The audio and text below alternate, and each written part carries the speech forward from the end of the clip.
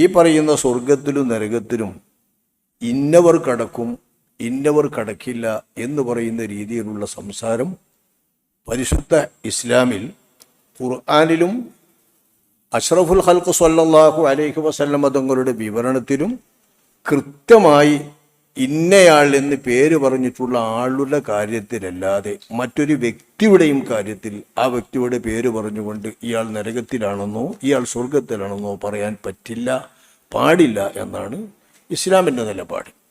അങ്ങനെയാണ് നമ്മൾ മനസ്സിലാക്കുന്നത്. ആ അശറത്തുൽ മുബശ്ശരീങ്ങൾ 10 പേർ, അബൂബക്കരും ഫിൽ ജന്ന, ഉമറു ഫിൽ ജന്ന, ഉസ്മാനു ഫിൽ ജന്ന എന്നിങ്ങനെ നബി സല്ലല്ലാഹു അലൈഹി വസല്ലം തങ്ങൾ 10 സ്വഹാബാക്കളെ സ്വർഗത്തിലാണെന്ന് പ്രത്യേകമായി പേര് പറഞ്ഞുകൊണ്ട് ഒരേ ഹദീസിൽ വിവരിച്ചതുണ്ട്. ചില വ്യക്തികളെ ചില സന്ദർഭങ്ങളിലായി ഇദ്ദേഹം സ്വർഗത്തിലാണെന്ന് അള്ളാഹുവിൻ്റെ റസൂൽ വിവരിച്ചതുണ്ട്.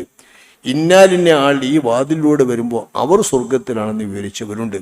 ഇങ്ങനെ വിവരിച്ചിട്ടുള്ള വ്യക്തമായ സ്വഹീഹായ ഹദീസിൽ പേര് പറയപ്പെട്ടിട്ടുള്ള ആളുകൾ സ്വർഗത്തിലാണെന്ന് നമുക്ക് പറയാം വ്യക്തിയായിട്ട്.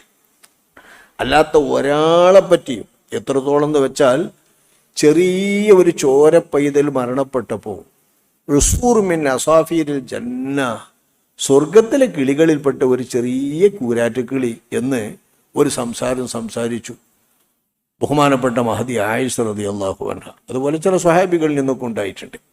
അപ്പോൾ അഷ്റഫുൽ ഖൽഖ് സ്വല്ലല്ലാഹു അലൈഹി വസല്ലം തങ്ങൾ അതിനെ എതിർക്കുകയും ആര് വിവരം തന്നു, അങ്ങനെ പറയാൻ നിനക്ക് അധികാരം തന്ന ആരാണ്, അങ്ങനെ ആരെപ്പറ്റിയും പറയാൻ പാടില്ല എന്ന് നബി സല്ലല്ലാഹു അലൈഹി വസല്ലം തങ്ങൾ വിലക്കിയത് ഹദീസിൽ വളരെ വ്യക്തമായിട്ടുണ്ട്. എന്താണ് ഇതിൻ്റെ അർത്ഥം?